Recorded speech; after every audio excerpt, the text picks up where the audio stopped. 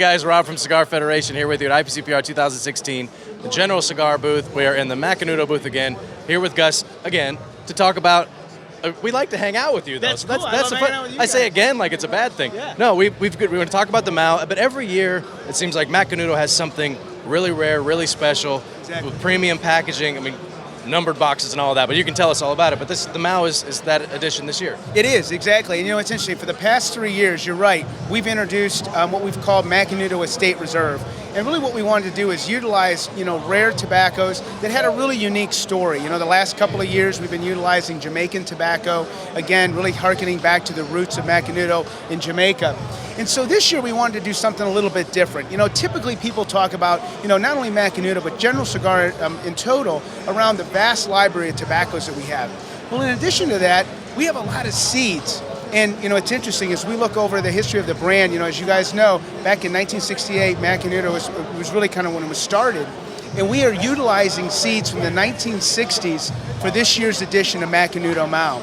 And really kind of in addition to the unique seed, we've got a really cool process. And the way we've kind of coined it is called accelerated regeneration. And it's just kind of a fancy way of saying what we're doing is we're using two regions. We're using the Connecticut River Valley, and we're also using a region in the Dominican Republic called Mao.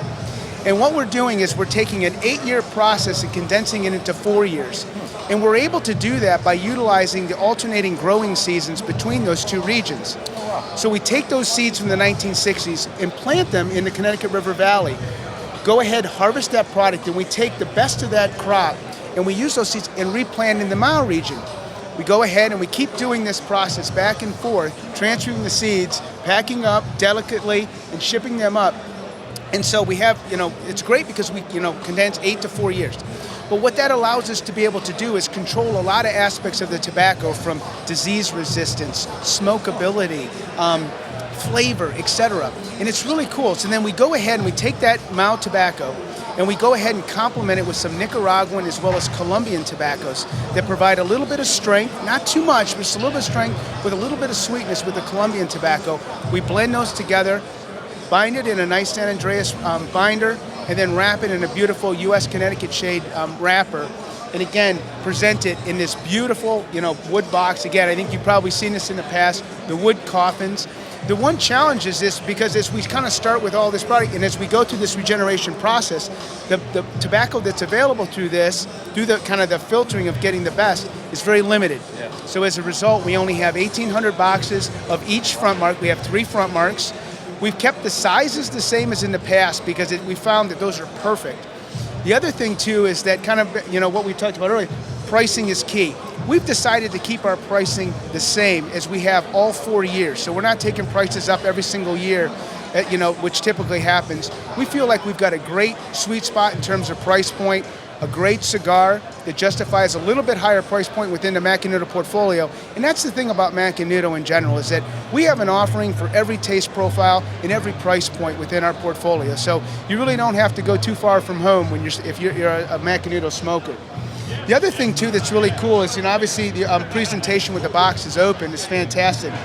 But as I mentioned that story in terms of the journey that the seed takes from region to region, we've tried to communicate that in our box as well. So as you can see here, the map of the Connecticut River Valley, and then also the New DR, the Mao region. So really cool, really excited about this. I think that people who like Macanudo are going to love this cigar because I think, while it's something that's unique and cool, a little bit more medium body than you typically find in, say, a cafe, but it's definitely something you would expect from Macanudo in terms of the smoothness of the smoke. So, again, really pumped about this. Sales have been fantastic here at the show, and that's about it, my friend. Did you cover it all?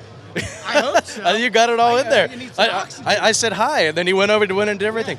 But it's based on the profile and the way you describe the tobaccos that are being used. It sounds like this is going to be, you mentioned kind of a medium body, but on the stronger side for Macanudo. It is a little bit, yeah, definitely with that Nicaraguan tobacco. And it's interesting, when I say Nicaragua and I say Colombia, that's not typically something you'd expect from a Macanudo. That was the next thing I was going to say. Exactly, yeah. So we want to do some different things. Again, the key is that we want to surprise and delight folks with different things from Macanudo. And I think as you look at what we've done in the last 12 months at Macanudo, this is a different brand, but at the same time, its heart is still the same.